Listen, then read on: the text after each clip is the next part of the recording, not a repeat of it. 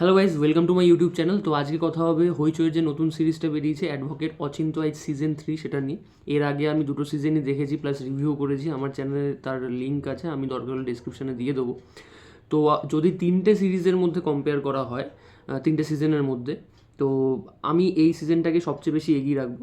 কারণ মানে আমি একটা জিনিস দেখেছি যে হইচই মানে ভালো যে সিরিজগুলো হয়, মানে লিটারেলি যেগুলো ভালো সিরিজ, যেগুলোর মধ্যে খুব কম খুঁত বের করা যায়, খুব কম নেগেটিভ পয়েন্ট আছে, সেই রকম সিরিজে হইচই মানে জিরো প্রমোশন করে, জিরো প্রমোশন। মানে অ্যাডভোকেট অচিন্ত আইচ যে কালকে মানে গত শুক্রবার দিন বেরিয়ে গেছে, রিলিজ করে গেছে, এটা আমার খেয়ালই ছিল না।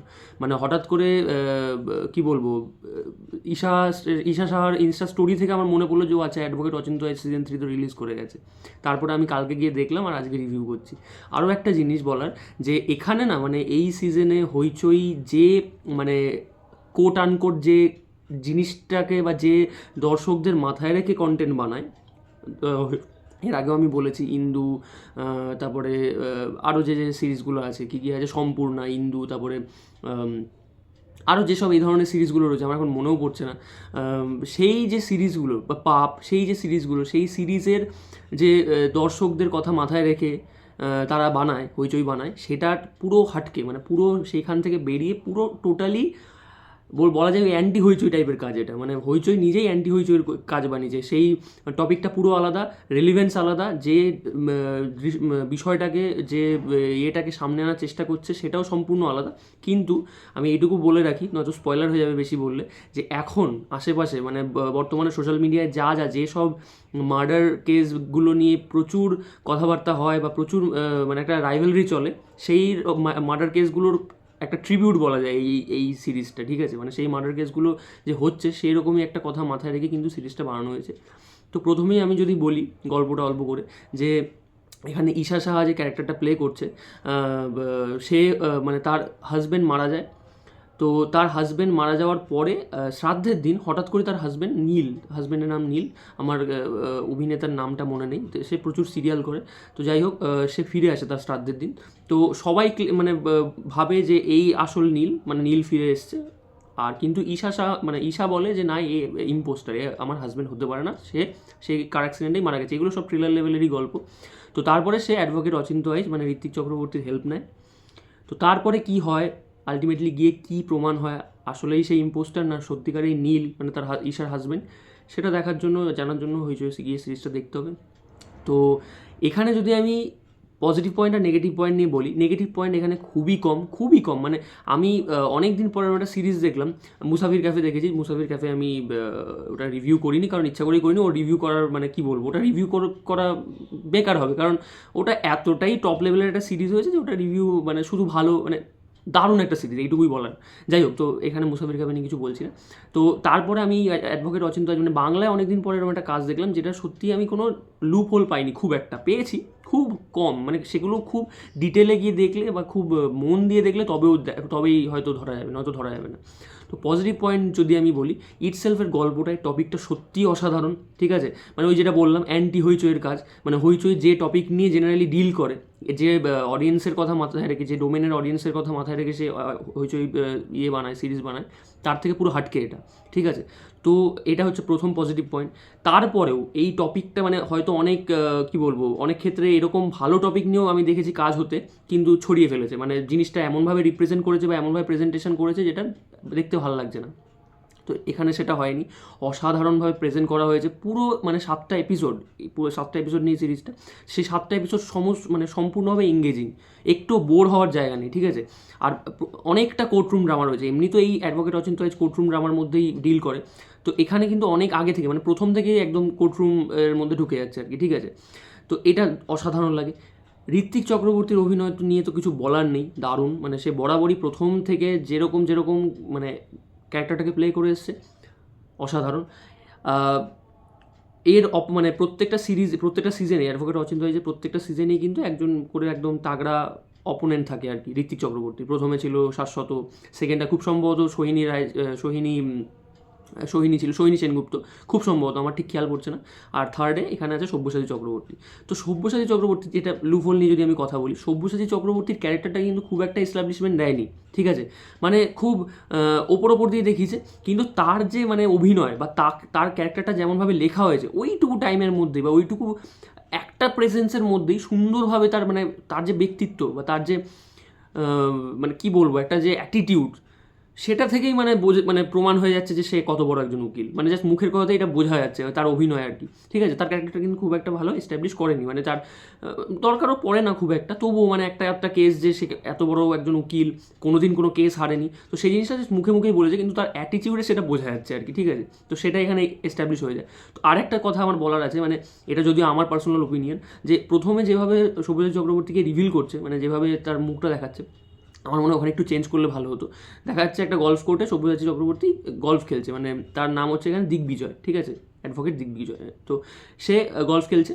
তো প্রথমে যদি মানে শটটা মারা হতো, সেটা গিয়ে পকেটে পড়তো, তারপরে যদি তার মুখটা দেখাতো, মানে পিছন দিক দিয়ে হালকা করে ক্যামেরা নিয়ে গিয়ে সামনে সানগ্লাস পরে আছে, মানে এমনি লুকটা দারুণ লাগছে তার, কিন্তু প্রথমেই না মুখটা দেখি তারপরে বলটা দেখাচ্ছে, সে মারছে। তো আমার সেই অ্যাপ্রোচটার বদলে আমার মনে হচ্ছে এই অ্যাপ্রোচটা করলে বেশি আরও হিরোইক প্রেজেন্সটা পাওয়া যেত আর কি। তো যাই হোক, এটা আমার পার্সোনাল ওপিনিয়ন। তো ব্যাক টু দ্য পয়েন্ট। তো এই হচ্ছে ব্যাপার, মানে প্রত্যেকের অভিনয় এখানে অসাধারণ।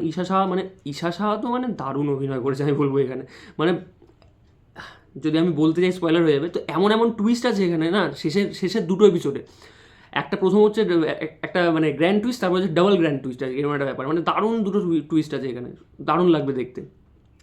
যদিও প্রথম টুইস্টটা একটু আন্দাজ করা যায়, কিন্তু সেকেন্ড টুইস্টটা যে এমনভাবে আসবে, সেটা সত্যি মানে হ্যাটস অফ। মানে কি বলবো, কিছু সিরিজে আমি দেখেছি যে সামনে থেকে প্রথম থেকে একটু হিন্ট দিতে থাকে, শেষে গিয়ে টুইস্টটা রিভিল করে, সেটা এঙ্গেজিং হয় যদি করা যায়, কিন্তু এখানে কিন্তু পুরোপুরি ব্যাপারটাকে লুকিয়ে রাখতে পেরেছে, মানে সেটা করতে ডিরেক্টর সক্ষম হয়েছে আর কি, তারপরে শেষে গিয়ে ওটাকে রিভিল করলো। তো সেই জিনিসটা অসাধারণ লাগবে এখানে, ঠিক আছে, একদমই মানে লাগবে না যে এটা হঠাৎ করে কি হলো, এটা মানে জেনুইন লাগবে, মানে এটা মনে হবে না যে অবিশ্বাস্য। সেটা কী জিনিস সেটা দেখার জন্য সিরিজ দেখতে হবে, কারণ এই টুইস্টটা বলে দিলে আর কিছু থাকবে না সিরিজটা মানে এই জায়গায় সিরিজটা একদম দারুণ কাজ করেছে। আর এখানে যেমনভাবে কোর্টরুম ড্রামাটা ডিল করা হয়, ঠিক আছে, তো সেটা অসাধারণ লাগবে। মানে কেন, কারণ কোর্টরুম ড্রামা এমনি আমার দেখতে ভালো লাগে, তারপরে এখানে যেভাবে আস্তে আস্তে প্রত্যেক মানে অত বড় একজন উকিলের সামনে, অ্যাডভোকেট দিগ্বিজয়ের সামনে কীভাবে ঋত্বিক চক্রবর্তী নিজেকে প্রেজেন্স করছে, প্রথমে একটু ভয়ে তার যে গলার টোনটা, তার ভয়েসের টোনটা দেখে সেটা বোঝা যাচ্ছে, তারপর আস্তে আস্তে সে সাবলীল হচ্ছে, স্বাভাবিক হচ্ছে, তারপর আস্তে আস্তে সে তার সাক্ষীদের ডাকছে, একটা সাক্ষী ধোপে টিকছে না, কিন্তু এখানে সাক্ষীগুলো এত রেলিভেন্ট, মানে এত ভালো লাগবে, ইভেন মরার ডোমকে অবধি নিয়ে এসছে সাক্ষী হিসেবে। তো এই জিনিসগুলো অসাধারণ লাগবে দেখতে, ঠিক আছে। কিছু টেস্ট আছে এখানে, অ্যালার্জি টেস্ট, লাই ডিটেকশন টেস্ট, এই টেস্টগুলোকে যেভাবে এক্সিকিউট করা হয়েছে এটাও দেখতে ভালো লাগবে, মানে সত্যি এনজয়েবল, মানে এমন না যে বোর লাগবে দেখতে, ঠিক আছে। তো এই কোর্টরুম ড্রামাটা মানে মনে হবে যে সেখানেই মিস্ট্রি সলভ হচ্ছে। আমি মনে করি অ্যাডভোকেটরা মানে একটা অ্যাঙ্গেল থেকে কিন্তু ডিটেকটিভের মতোই কাজ করে, তারা কিন্তু বেসিক্যালি সত্যিটাকে খুঁজে বের করার চেষ্টা করে আর কি, মানে মক্কেলের থ্রুতে আর কি। তো এখানে সেটা মানে প্রপারলি বোঝা যাবে, পুরো কোর্টরুম ড্রামাটায় এত সুন্দর করে মানে ইনভেস্টিগেশনটা চলে বা চালায় ঋত্বিক চক্রবর্তী, দারুণ লাগবে দেখতে। আর শেষে গিয়ে একটা সুন্দর জিনিস আছে, মানে অন্য সব কোর্টরুম ড্রামায় দেখা যায় যে দুই উকিলের মধ্যে একটা টাসেল চলে এলো, কিন্তু এখানে কিন্তু একটা অন্যরকম শেষ আছে, মানে অন্যরকম সমাপ্তি আছে, যেটা দেখলে খুব ভালো লাগবে, অসাধারণ লাগবে। আলটিমেটলি উকিলদের কাজ যে জাস্টিস দেওয়া, সেটাই এখানে মেইন রিভিল করবে। এবার কী সেন্সে জাস্টিস সেটা তো বলা যাবে না, সেটা স্পয়লার হয়ে যাবে। দেবরাজ তো মানে এখানে আমি বলবো ডবল পয়সা নেওয়া উচিত। এখানে তার একটা গান আছে শ্যামা সঙ্গীত, এত সুন্দর গানটা গেয়েছে ঋত্বিক চক্রবর্তীর লিপে, দারুণ লাগে, ঠিক আছে। ওটা বোধহয় 6th এপিসোডে আছে। তারপরে এখানে মানে অন্য সিজনগুলোর তুলনায় দেবরাজকে হয়তো এখানে কমেডিটা অতটা করানো হয়নি, কিন্তু যেটুকু তাকে কমেডি করানো হয়েছে বা যেটুকু সে এক্সিকিউট করেছে, দারুণ লাগবে, মানে খুব এনজয়েবল। আর দেবরাজ তো প্রত্যেকটা সিজনেই মানে একটা ছদ্মবেশ নিয়ে কী বলবো, তথ্য জোগাড় করতে যায়, বিভিন্ন ডেটা জোগাড় করতে যায়। তো এখানেও সে যে ছদ্মবেশগুলো নিয়েছে না, দারুণ লাগবে দেখতে, ঠিক আছে। আর শেষে একটা সিন আছে কোর্টরুমের মধ্যে, একদম শেষ এপিসোডে, যে প্রথম থেকে একটা ক্যারেক্টারের সাথে সে খুব সাবলীল, খুব করে অভিনয় করে, মানে নর্মাল, মানে একটা ভালো মানুষ ভেবে, মানে তাকে ভালো মানুষ ভেবে অভিনয় করে নর্মাল থেকে যায়, নর্মালভাবে সব শেয়ার করে। তারপরে হঠাৎ করে যখন জানতে পারে যে না, ভালো নয়, মানে এই গিল্টি, মেইন অপরাধী, তারপরে যখন মানে সরে যায় আর কি, এরকম করে বেঞ্চে বসেছিল একসাথে, পাশ থেকে সরে যায় এরকম করে লাফিয়ে। তো এই যে ছোট এগুলো, এটা খুব ছোট একটা মানে জিনিস, হয়তো অনেকে নজরই দেবে না, বাট এই যে জিনিসগুলো এটাই আলাদা করে আর কি একটা অভিনেতাকে অন্য সব অভিনেতার থেকে। তো এই জিনিসটা খুব সুন্দর লাগে। তো এই হচ্ছে ব্যাপার। এখানে ঋত্বিক চক্রবর্তী আর তার যে স্ত্রী, মানে যে পুলিশ, যে আগের এপিসোড মানে আগের সিজনে যাদের বিয়েটা হয়েছে, তো এদের মধ্যে যে কেমিস্ট্রিটা, সাইমালটেনিয়াসলি এখানে দুটো কেস চলে, ঠিক আছে, সাইমালটেনিয়াসলি। এদিকে তার বউ একটা কেস চালাচ্ছে, আর এদিকে অ্যাডভোকেট অচিন্ত আইচ মানে ঋত্বিক চক্রবর্তী একটা কেস চালাচ্ছে। তো দুটো গিয়ে আলটিমেটলি কী হয়, তো সেটা খুব ভালো লাগে দেখতে। কী হয় সেটা দেখতে হবে, নয়তো স্পয়লার হয়ে যাবে। আর এদের দুজনের মধ্যে যে কেমিস্ট্রিটা, আন্ডারস্ট্যান্ডিংটা, সেটা আজকালকার দিনে বিরল। মানে এই এই মানে মনে হয় যেন আইডিয়াল স্বামী স্ত্রী আর কি। ওয়ার্কিং, দুজনেই কিন্তু ওয়ার্কিং পার্সন, বাট দুজনেই এত আইডিয়াল মনে হয় অন স্ক্রিন, দারুণ লাগে দেখতে। তো এই ছিল আমার রিভিউ। মানে এই সিজনে, আগের সিজনগুলো হয়তো কিছু নেগেটিভ আমি বলতে পেরেছি, এই সিজনে আমার নেগেটিভ সত্যি কিছু লাগেনি। মানে এই শুধুমাত্র সব্যসাচী চক্রবর্তী যেটুকু বললাম ওইটুকু ছাড়া, এছাড়া এখানে প্রত্যেকটা ক্যারেক্টার, মানে প্রথমে ক্যারেক্টারগুলো, হ্যাঁ আরেকটা জিনিস বলার আমার, যে একটা সিন মানে একটা ঘটনা এখানে দেখায়। আমার বক্তব্য যে তোমরা যখন প্রথম থেকে কিছু একটা আন্দাজ করেছিলে, আমি নীলের বাড়ির লোকের কথা বলছি, ঠিক আছে, তারা কিছু একটা আন্দাজ করেছিল একটা সার্টেন ব্যাপারে, কী ব্যাপার সেটা বলা যাবে না, একটা সার্টেন ব্যাপারে তারা কিছু একটা আন্দাজ করেছিল, তারপরে গিয়ে শেষে গিয়ে তারা সেটা বলছে। কিন্তু আমার বক্তব্য, তোমাদের কাছে যখন এত বড় একজন উকিল রয়েছে, তাহলে তাকে তোমরা কেন ব্যাপারটা শেয়ার করলে না আগে? তাহলে তো এই এই মানে যে টুইস্টটা, সেটা অনেক আগে থেকেই চলে আসতে পারতো আর কি, ঠিক আছে। তো এইটা আমার একটু অদ্ভুত লেগেছে। কী ব্যাপার, কী কনসেপ্ট যে সেটা তাদের মানে সব্যসাচী চক্রবর্তীকে মানে দিগ্বিজয়কে বলা যায়নি বা বলেনি তারা, সেই সন্দেহটার কথা তারা সবার শেষে গিয়ে বলে, যেখানে তারা প্রায় কেসটা হারতে বসেছে, মানে হেরেই গেছে বলা যায়, ক্লোজিং স্টেটমেন্ট দিতে বলছে জাজ, তো তখন গিয়ে তারা বলছে। তো সেই জিনিসটা আমার মাথায় ঢুকলো না, কেন করলো এটা, এটা তো অনেক আগে বলা উচিত ছিল। তো এইটাই, এই একটাই নেগেটিভ, আর দুটো নেগেটিভ পয়েন্ট লেগেছে আমার। বাকি সমস্ত জিনিস এখানে দারুণ। ইমোশনাল কানেকশানগুলো, ইভেন ঋত্বিক চক্রবর্তী তার বাবা দুলাল লাহিড়ী মানে ক্যারেক্টারটা প্লে করেছে, এদের দুজনের মধ্যে যে কনভারসেশনগুলো দারুণ লাগবে। মানে খুব ছোটো একটা কনভারসেশন, ঠিক আছে। প্রথমে তুমি প্রমাণ করো যে সে ইম্পোস্টার, তাহলেই প্রমাণ হয়ে যাবে অন্যজন মৃত। মানে এই যে ছোটো ছোটো কনভারসেশনগুলো না, খুব সুন্দর লাগে, খুবই সুন্দর লাগে, বেশ ইমোশনাল বন্ডিংটাকে বেশ স্ট্রং করে। তো এই ছিল আমার রিভিউ। যারা যারা অ্যাডভোকেট অচিন্ত দেখেছো তারা অবশ্যই কমেন্ট সেকশনে জানিও কেমন লেগেছে। আমি বাকি যে সিজন দুটোর লিঙ্ক আমি ডেসক্রিপশনে দিয়ে দেবো। আর যারা দেখোনি তারা অবশ্যই দেখো, হইচইয়ের ভালো কাজ এগুলো, ঠিক আছে, সত্যি হইচইয়ের ভালো কাজগুলোর মধ্যে এইটা একটা।